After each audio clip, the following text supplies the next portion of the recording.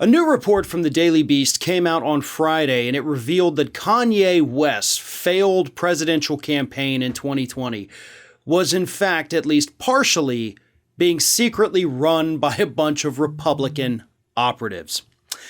And what this means is that you had a bunch of Republican law firms, Republican strategists, Republican operatives, and of course, Republican organizations, Republican consultants, everybody that this report identified could be traced back to the actual Republican Party. Many of them traced back to Trump himself.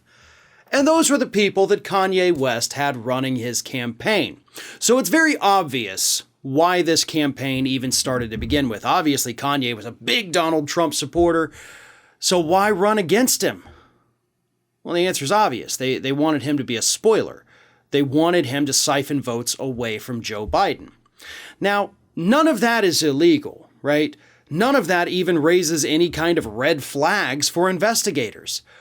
But, and honestly, that's actually what most of the report focuses on. Like, oh, it was all these Republicans. Yeah, you did great reporting, don't get me wrong on that. But at the same time, yeah, we could all pretty much gather that. What should and is raising some red flags for investigators is the fact that most of these people weren't paid by the Kanye West campaign.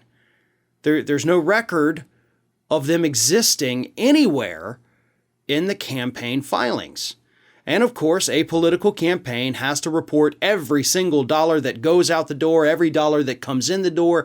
Everything has to be accounted for to make sure this isn't some kind of big money laundering operation, right? Well, they didn't do that.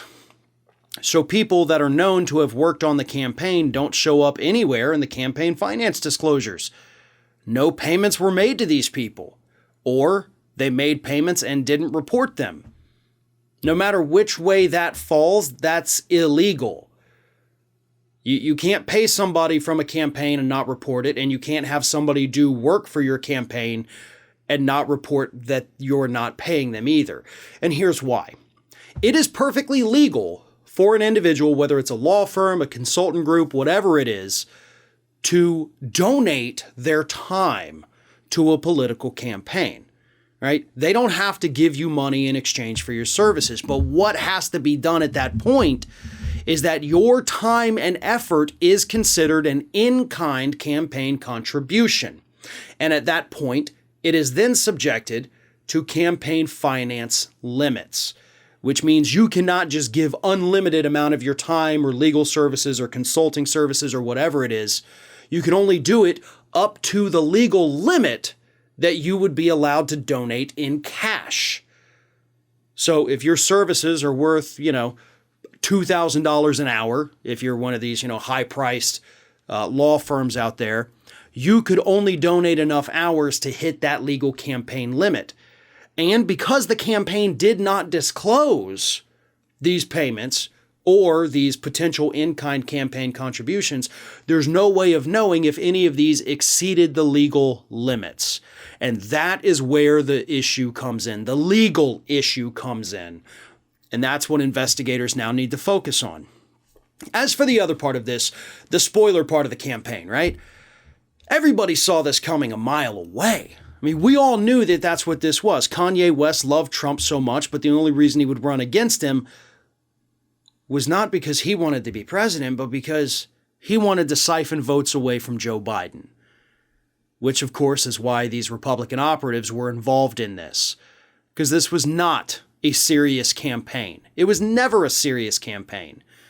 All they wanted to do was take enough voters away from Joe Biden in certain swing states in order to hand Trump the election. And now they may find themselves involved in a very serious campaign finance violation legal investigation as a result of that. And of course, as we all know, it didn't work to begin with.